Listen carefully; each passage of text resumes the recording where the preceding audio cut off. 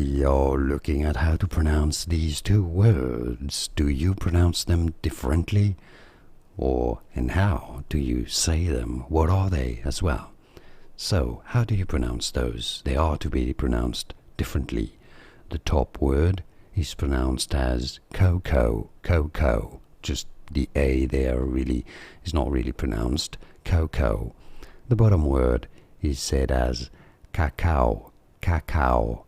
Yes, is how you say it. So what's the difference? The cacao, the bottom word, is the raw, unprocessed version of cocoa. That's the difference. Cocoa, top word, cacao, bottom word. And now you know it all.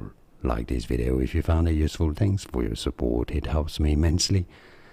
More videos for you here to learn more correct pronunciations of words that get many people confused. Thanks for watching.